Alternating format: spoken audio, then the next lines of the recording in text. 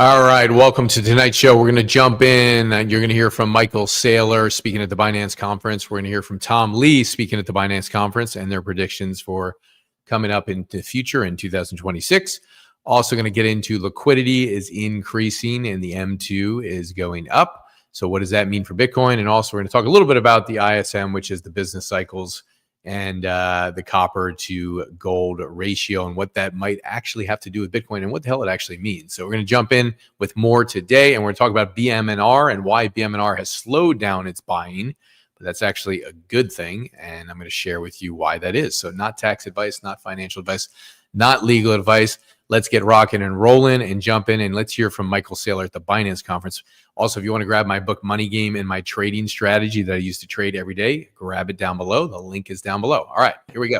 And in the world to embrace crypto, to embrace Bitcoin in 4 to 8 years would be fast. What you see here is it's happening much faster. What we've seen is BNY Mellon, PNC Bank, Citibank, JP Morgan, Wells Fargo, Bank of America, Vanguard, all of these have flipped from a hostile, negative, or skeptical view to a positive view in the last 12 months, right? We have announcements. Schwab is going to custody Bitcoin and extend credit against crypto assets early next year. Citi is doing the same thing. It used to be, I couldn't get a loan against Bitcoin from any major bank. And now, if I counted the top 10 banks in the United States, 8 of them are actually engaged in crypto lending, and they've all flipped their stance in the last 6 months. So lots of changes. Obviously, it's been a big year in 2025 in terms of adoption with Bitcoin. The price has not followed like we expected. In fact, the Bitcoin price in the last year hasn't really changed when you look back at 2024. But we're also going to hear from Tom Lee and what he's talking about with Ethereum and what's happening in 2026 as more and more real-world assets are going to be tokenized, meaning stocks, real estate, things that are going to be put on the blockchain, which is big for Ethereum. And also, I'll share a little bit more later why BMNR has slowed down their buying, but they're continuously bullish on Ethereum, and it's actually not a bad thing. So let's jump in and hear from Tom Lee right now. Both of these guys are talking from the Binance conference, so this was literally a week ago. So let's hear what he has to say here. Okay, so let me explain to you why Ethereum, now that we've talked about crypto, Ethereum is the future of finance. And what I mean by that is Ethereum in this year, it's having its 1971 moment. But what I'm saying is that in 1971, the dollar went off the gold standard. And in 1971, it galvanized Wall Street to create financial products to make sure the dollar would be the reserve currency. Well, in 2025, we're tokenizing everything. So it's not just the dollar that's getting tokenized, but it's stocks, bonds, real estate. And Wall Street is again going to take advantage of that and create products onto a smart contract platform. And where they're building this is on Ethereum. And today, if you look at the share of real-world assets, and the prior panel talked about that, the majority of this, the vast majority, is being built on Ethereum. Even he has said Ethereum has won the smart contract war. As you know, Ethereum has been range-bound for 5 years, as I've shaded here, but it's begun to break out. And that's one of the reasons why myself and Mosaics, Shen from Mosaics is here, we got very involved with Ethereum by turning BitMine into an Ethereum treasury company because we saw this breakout coming. Now, this might actually be more important because Bitcoin and Ethereum are really the two most important crypto L1s or blockchains out there.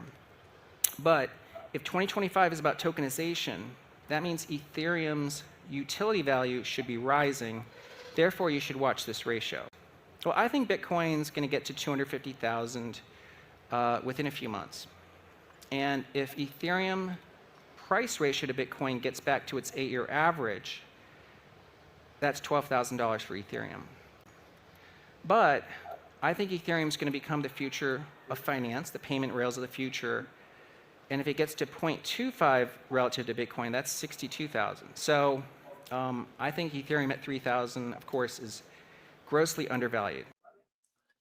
Hearing from Tom Lee, continues to stay bullish on BMNR. Strategy actually bought about $960 million of Bitcoin recently, or in the last couple days. And so they announced it today, and they continue to buy.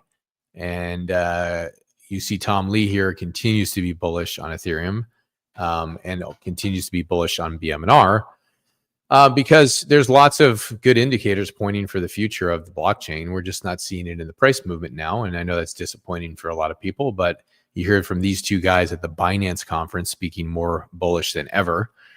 Tom's talking about a few month prediction for Bitcoin. And I think that, could potentially be a little bit overstated. A few months typically means 2 months, 3 months. So I don't know if he meant that when he said it, but 2026, we could have a good year. Let's take a look at what's happening in terms of liquidity. And we're going to look at M2 right now. Now, a lot of this stuff has kind of decoupled where, okay, Bitcoin is but per se M2, like people expected it to. We haven't seen the big run in Bitcoin. But we're going to talk about some signals here that could mean some good bullish news for Bitcoin and good news for 2026. So clearly the money supply is increasing, right? So if you want to know what M2 is, it's basically all the cash, the savings, the money market funds that are in the system. And that just hit an all-time high. Okay. It's now $22 trillion and it's going up fast. So M2 is moving. Why does that matter? Because historically, Bitcoin follows the money supply. It's not following it right now, but historically it does. And when M2 goes up, there's more money in the system and Bitcoin usually goes up. When M2 goes down or slows, there's less money and Bitcoin usually drops, right? So M2 is rising again. And then you have liquidity coming back. And these two things are similar in one sense of the word, but they're different because liquidity can come from different directions. Like when the Fed cuts interest rates, you're also going to see that the Fed is going to inject more money into the economy. And I'm going to show you the stat here in a second. So Bitcoin could be waking up. And the question is, why is M2 growing so fast? Well, there's a few big things that are happening. Number one, the Federal Reserve is expected to cut interest rates. So I think we're going to hear on that tomorrow, if I believe I got my dates correct on that. And borrowing gets cheaper when they cut interest rates. So the polls are favoring an interest rate cut coming up. More money enters the system. Investors look for higher return assets, and Bitcoin and altcoins typically could go up, potentially go up, right? UBS, that is a bank in Switzerland. They expect the Fed to buy $40 billion of T-bills per month in early 2026. What does that basically mean? That means the Fed's going to pump money into the economy, okay? So this is basically early QE money printing, even though they're not calling it QE yet. We know that on December 1st, QT, quantitative tightening, ended.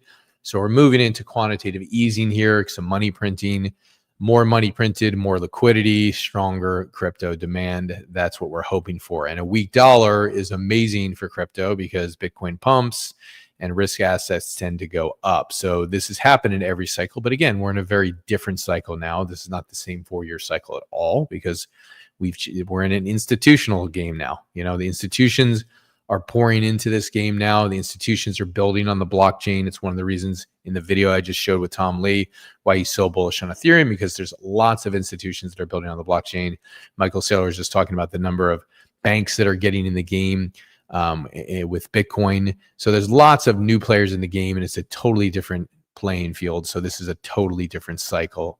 If you look at the past cycles, you can just take a look at how liquidity affected these cycles, and we may see some of that impact here in December as the Fed cuts interest rates potentially tomorrow and as the quantitative easing begins, because in 2016 and 2017, when liquidity expanded, we had a massive bull run. 2020 to 2021, liquidity exploded, biggest crypto bull run ever.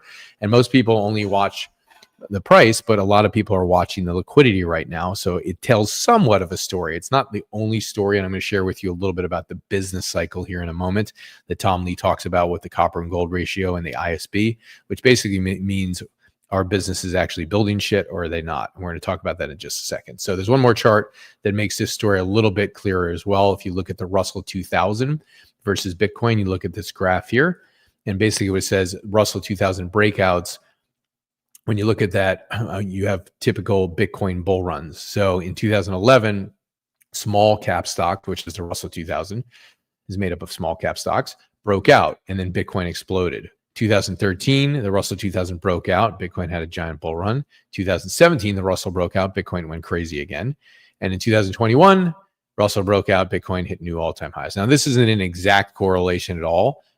This is like about a 75% correlation between the two. And in 2026, the Russell 2002 is breaking out. End of 2025, 2026, right? So every time this happens, Bitcoin has followed with a monster move. Why do they move together? Because when you look at the Russell 2000 and Bitcoin, they're both risk on assets. And if you watch Tom Lee in interviews, when he gets on, CNBC or whatever he gets on, he'll talk about the Russell 2000 and how he's bullish on small caps, right? So that means when money is tight, investors avoid risky stuff. And when money gets easier, risky assets pump. Okay. So when small stocks boom, it usually means loans are cheaper. Usually means liquidity is rising, more dough, more money's going into the marketplace. Investors feel more confident and people will chase higher returns. So we're seeing some of that happen right now in December. Will it impact the price? Who knows? There's so much manipulation going on in the marketplace. If you look at the liquidations that happened this morning, I trade on a daily basis. I watch the charts. You could see Bitcoin moving up, Bitcoin moving down. There was lots of liquidation with the shorts and the longs today with Bitcoin.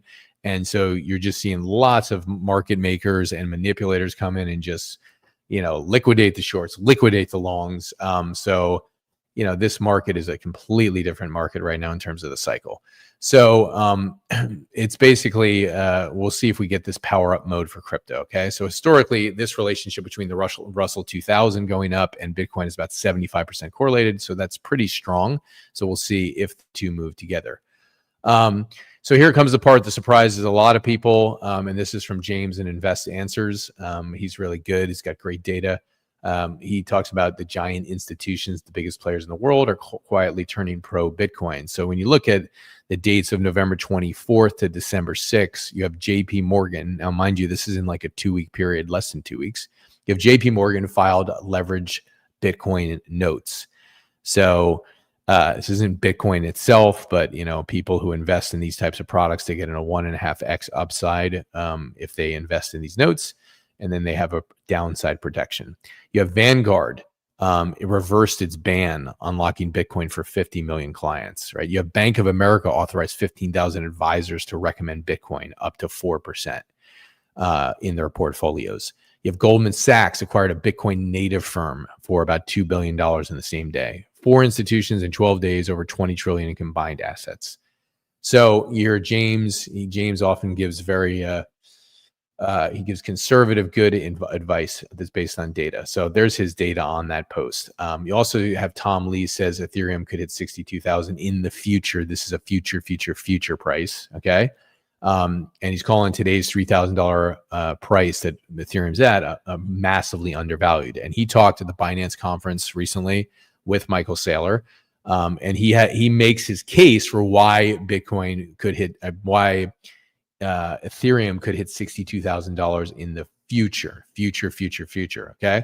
And he talks about the relationship between Bitcoin and Ethereum and their ratio, which we'll get into in a moment. And he just talked about it in the video that I showed. Okay. So why 2025 is the year of tokenization. Tom just talked about this at the Binance conference. He talks about this all the time. This is not a new story, but if you look at a lot of huge good news that happened in 2025, but prices really didn't show it. You have a US government that passes pro-crypto legislation.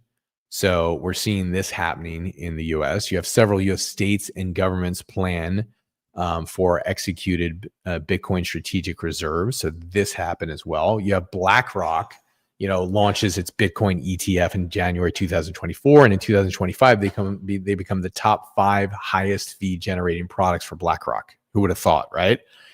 JP Morgan creates JP Morgan coin on Ethereum. So, JP Morgan's been known to kind of poo-poo Bitcoin in the past. and say different things, and they have their own coin now. And they're just one of many financial institutions that are moving onto the blockchain. A lot of this action is happening on Ethereum. And then you have Standard Chartered, which is a really reputable bank, works with lots of clients like governments and large corporations. So, when they say things, they need to be trusted with it. And when they make moves, they need to be, pretty relatively conservative on it. So they're moving into, you have both Standard Chartered and JP Morgan moving into the crypto marketplace. You have tokenization, which becomes a top priority for financial institutions like BlackRock and Robinhood and Coinbase and JP Morgan. They're all moving to the blockchain, and the reason is because they want speed. They want clients all across the world with a push of a button. They want to cross borders, and they don't want to be restricted to their local areas. They want better security, which the blockchain gives. They want cheaper fees, which the blockchain gives. They want faster ways to settle money, where money can settle in seconds, not days. So tokenization is a big part of this. Other good news in 2025, you had the poly markets, a crypto native product. You're talking about predictions of what's going to happen in the financial markets and what's going to happen in the elections and what's going to happen in all these things. So you got all this good news that happened in 2025. Again, we're still waiting for the price reflection of it. But, to recap what I just said, U.S. government goes pro crypto, several U.S. states, strategic Bitcoin reserve, BlackRock, Bitcoin ETFs, now they're top 5 grossing products in terms of fees. You have JP Morgan on Ethereum. You have tokenization becoming the new trend. You have poly market exploding. You have Tether earns as much money as top global banks. If you look at the top 10 most profitable banks in the world, Tether is one of the most profitable banks in the world. Come on. I mean, huge news, right? And you've heard Tom Lee talk about Ethereum's ChatGPT moment, that it started. Just like AI exploded with ChatGPT, Ethereum is exploding with tokenization. Now, of course, tokenization is happening all across the blockchain in general. It's not just Ethereum. It's happening on Solana and other chains. But you see Ethereum's a dominant force in this as well. And you have big companies like I just mentioned. You got Amazon, you got Walmart, you got Robinhood, you got Goldman Sachs, you got JP Morgan. You got all these companies are building products on Ethereum or using blockchain-based dollars like stablecoins. And you've heard this big talk of stablecoins, and a huge percentage of the stablecoin market is on Ethereum. Over 60% of stablecoins are on Ethereum. So big news. And Larry Fink from BlackRock said tokenization is the next major evolution in financial markets. Okay. He believes it's going to transform finance, and it is. There's just, the writing is on the wall. It's pretty obvious that the blockchain is here to stay. It's pretty obvious that Ethereum and other chains are here to stay.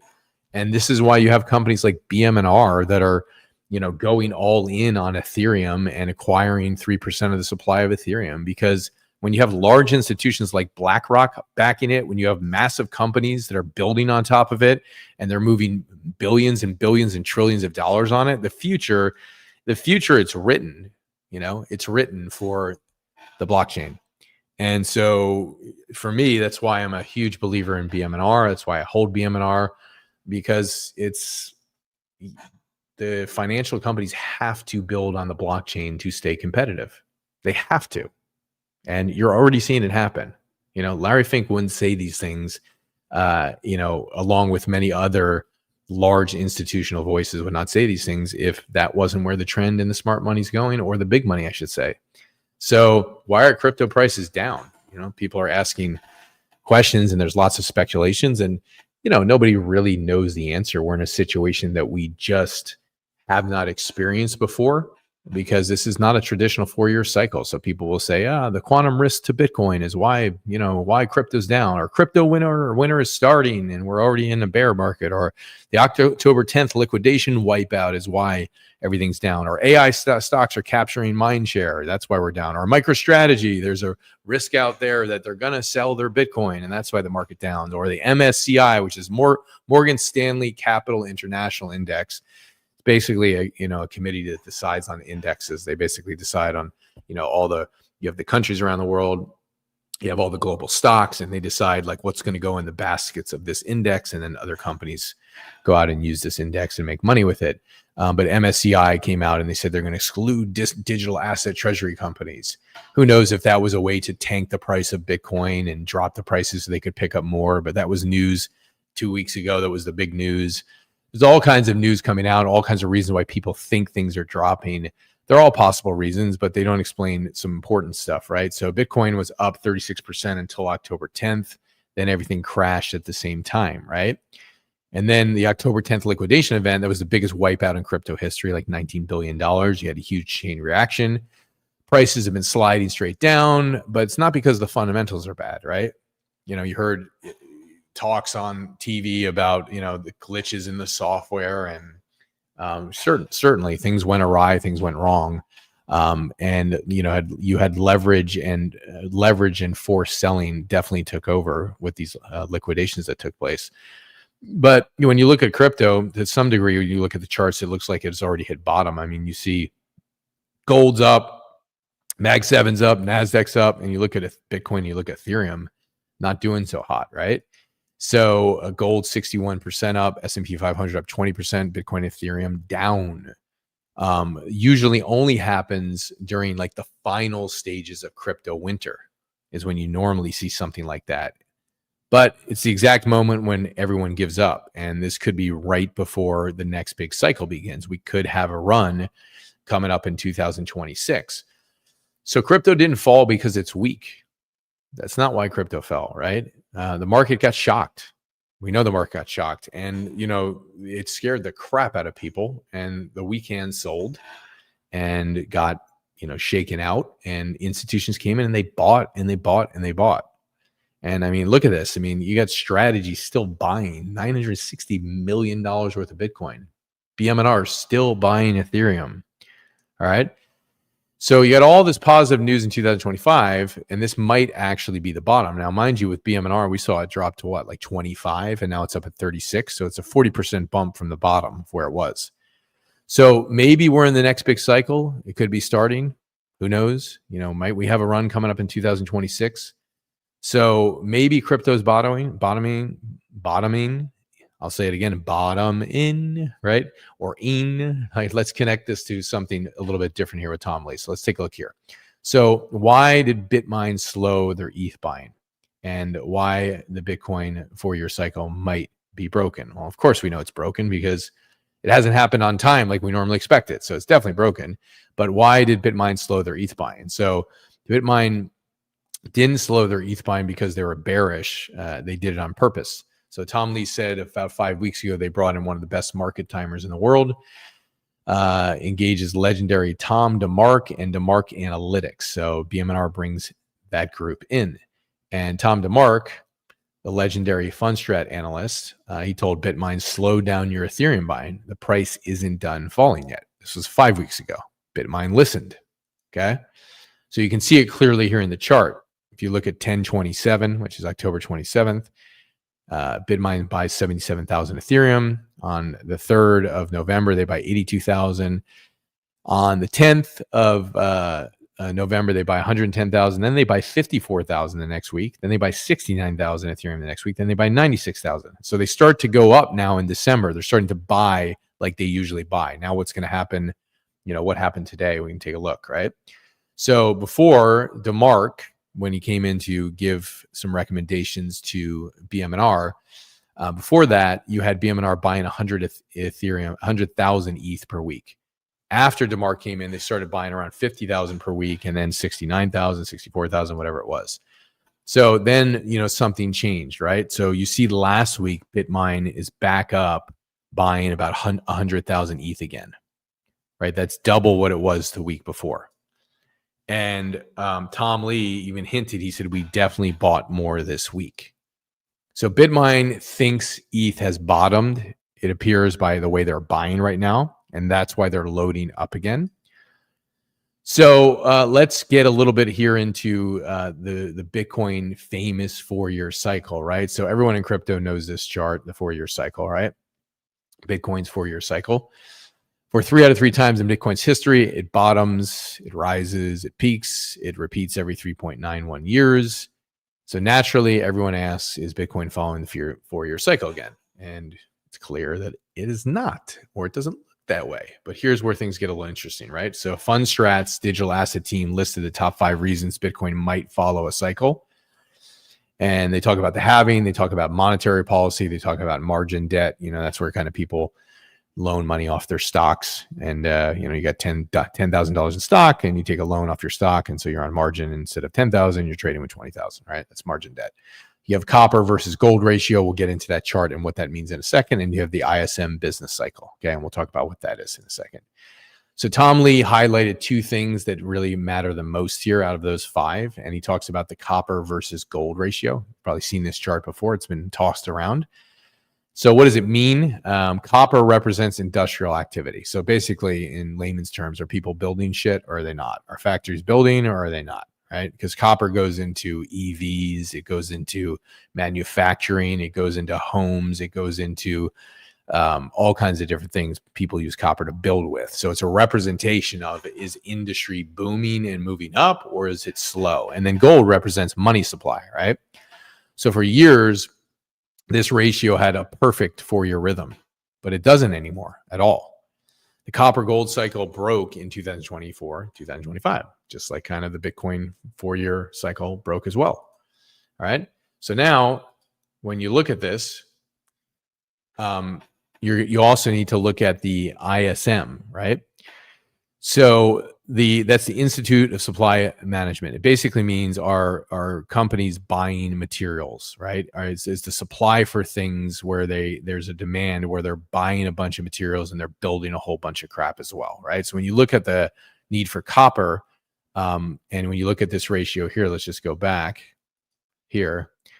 You look here with copper and gold, they used to move together and you would see the industry cycle peak. You have gold here too, and the ratios there, industrial activity peaking in 2021, 2022. And then you look at 2024 and 2025 and there's not a peak. So this ratio has changed. So what does this mean? Let's go to the ISM here. So you look at the ISM of the manufacturing, same thing. When ISM is above 50, that means expansion.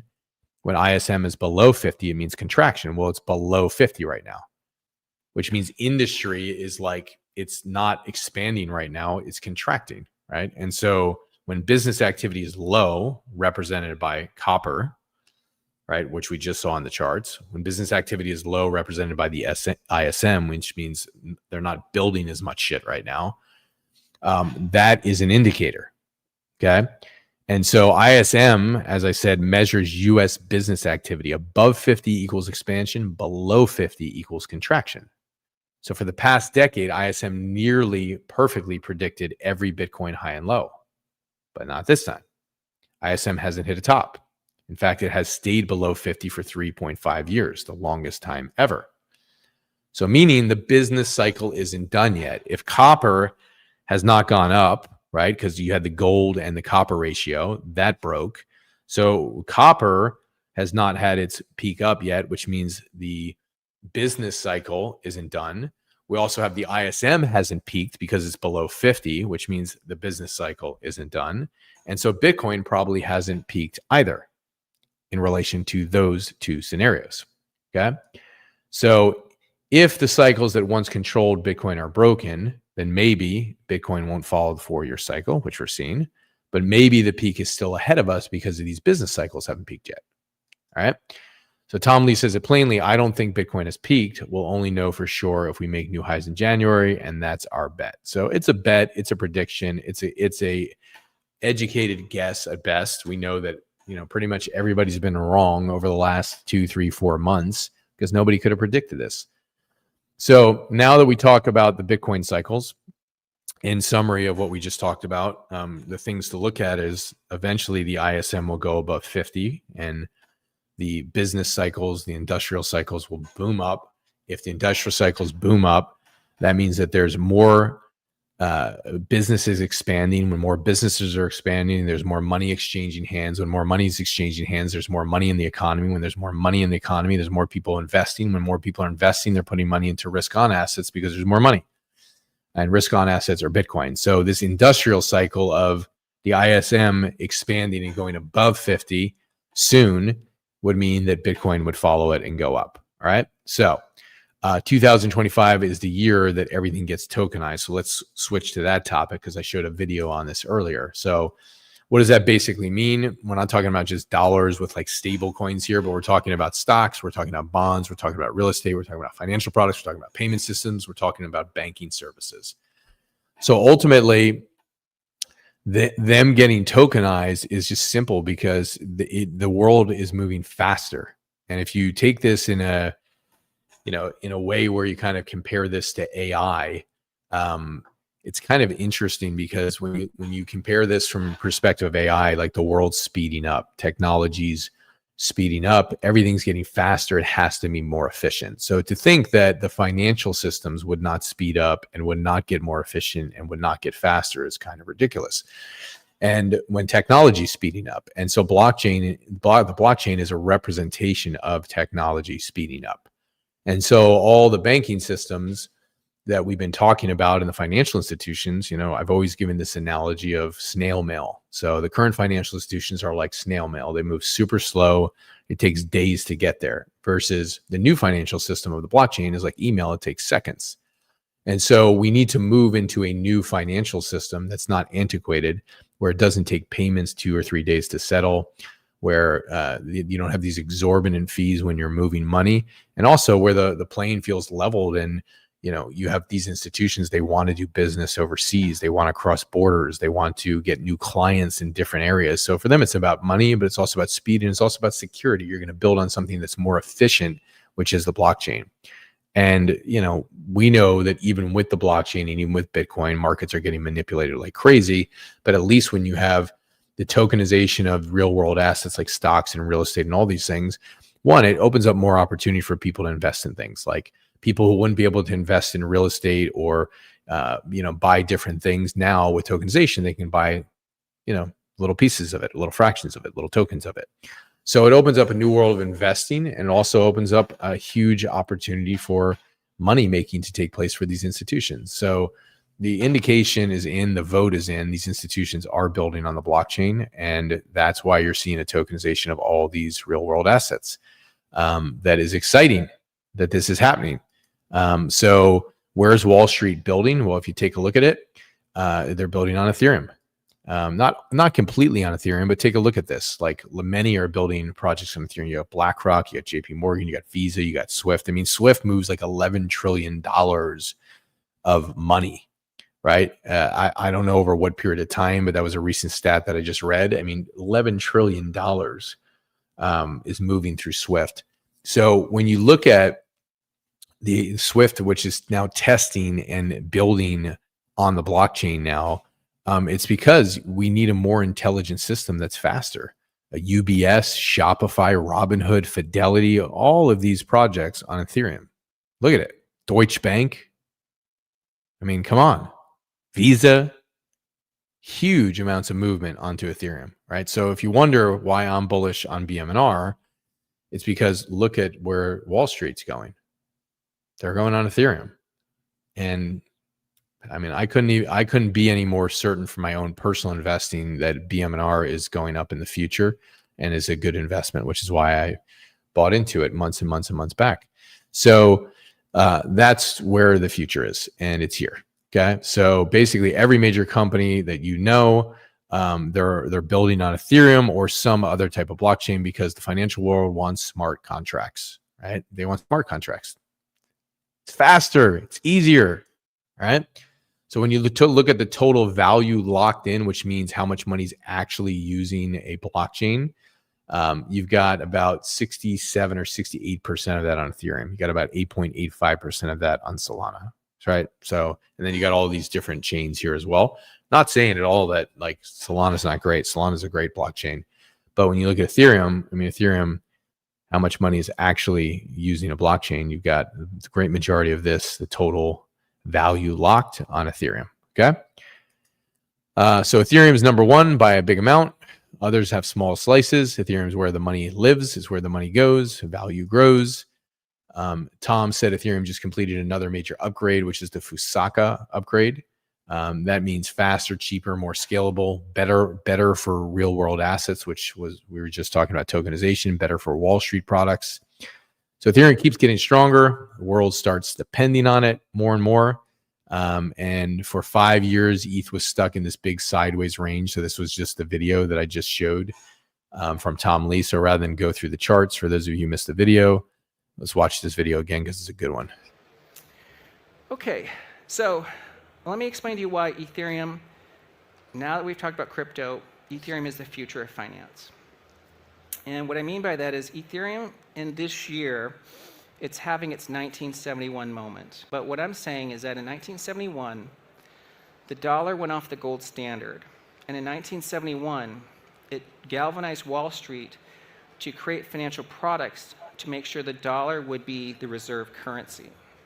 Well, in 2025, we're tokenizing everything. So it's not just the dollar that's getting tokenized, but it's stocks, bonds, real estate. And Wall Street is again going to take advantage of that and create products onto a smart contract platform. And where they're building this is on Ethereum. And today, if you look at the share of real world assets, and the prior panel talked about that, the majority of this, the vast majority, is being built on Ethereum. Even he has said Ethereum has won the smart contract war. As you know, Ethereum has been range bound for 5 years, as I've shaded here, but it's begun to break out. And that's one of the reasons why myself and Mosaics, Shen from Mosaics is here, we got very involved with Ethereum by turning BitMine into an Ethereum treasury company because we saw this breakout coming. Now this might actually be more important because Bitcoin and Ethereum are really the two most important crypto L1s or blockchains out there. But if 2025 is about tokenization, that means Ethereum's utility value should be rising. Therefore, you should watch this ratio. Well, I think Bitcoin's going to get to 250,000 within a few months. And if Ethereum price ratio to Bitcoin gets back to its 8-year average, that's $12,000 for Ethereum. But I think Ethereum is going to become the future of finance, the payment rails of the future. And if it gets to 0.25 relative to Bitcoin, that's 62,000. So there he is, right? So this is him talking about the Binance conference here, right? This is him at the Binance conference. This looks like him too at the Binance because you see Binance in the background there. I don't know where he gets his predictions from a 250 in a few months. I don't see that happening, but I'm not going to throw around numbers on this right now, but I do think what he's talking about with the Bitcoin Ethereum ratio is very interesting for the future of where Ethereum could go, right? Meaning the long term of where Ethereum could go. Like, what could Ethereum be in a year, 2 years, 3 years, 5 years down the road? Okay. So that is that. Now, also interesting, like one of the things I've been talking about on this channel, if you want to go check it out, I've been talking about trading. So I trade on a daily basis. If you look here, this is part of my community that does it. So I trade BMNR. So here's my post. I say I just picked up 1.8%. This was today, 8 hours ago. You'll see one of my other community members, Lisa, popped in here. She grabbed another 2.5%. That was today. She picked up 2.5% today. You see Sam picked up 2.75% in 2 hours today on a Monday. You see Brooks picked up 0.75%. This was yesterday, which was like 2 days ago, which would have been a Friday. And then you just see this guy made his first ever paper trade here. He got 1.5%, his first ever. So we teach people how to trade on paper first, and so they can get the kinks out, and then we show them how to, if they want, they can trade with real money, which the great majority of those people that posted were.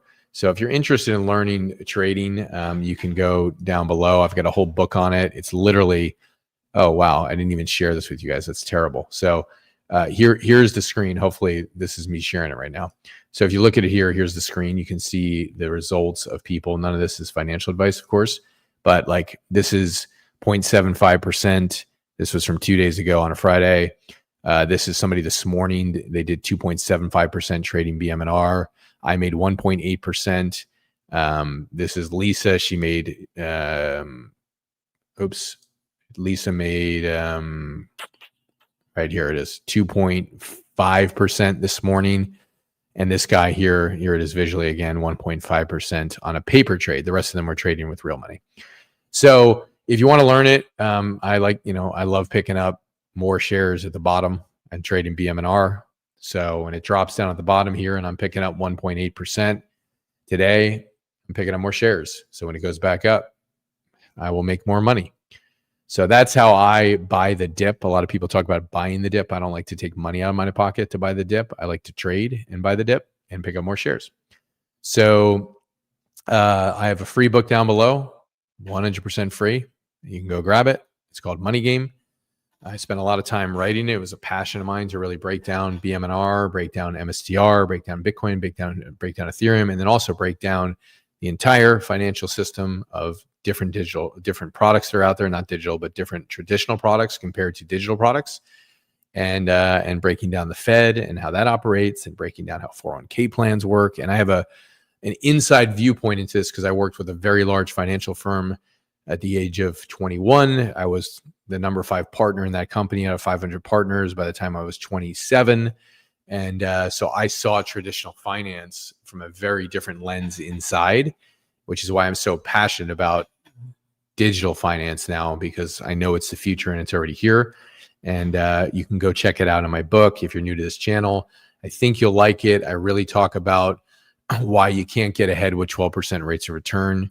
I break down how the Fed works. If you ever really want to know how the Fed works, people think they know how the Fed works, but until you read my book, you don't know how the Fed works most of the time. 99% of people don't know how the Fed works, okay? You read the book, you'll see how they work, and you'll see how the system works. And when you understand that and you go from confusion, because a lot of people are in confusion, to understanding, that's how you can compare the data and go, here's a traditional finance, and then here's actual digital finance, and understand both. And then you make the decision that's best for you. But what I find in finance is most people never get out of confusion. So they typically stay in traditional finance by default because, somebody has this great financial advisor that they should meet, or, they meet this financial advisor out. But you got to watch and understand like what's really happening in the economy to understand if you're really getting ahead. And so you got to be aware of fees. I'm telling you, like I literally just did this with a close family member. They got a 1% fee. It's going to cost them millions of dollars in their portfolio over the next 20 years if they don't change it. And I was the one who pointed it out to them and showed them and say, you need to do something about this. So, you take a look at, the book breaks down asset inflation. Like what is the true cost of buying a house or sending your kid to college? And like does 10 or 12% of the market keep up with that? And it doesn't. So there's just so much false data in traditional finance. Then when you compare it to digital finance and where the future is going, it opens up a new road and a new possibility. For me, the only road is the new road, but it doesn't mean that you can't still play in the traditional finance world, because obviously there's a mix now with all these big institutions getting involved. So you kind of have to have one leg or one foot in each to kind of play the game and understand the game.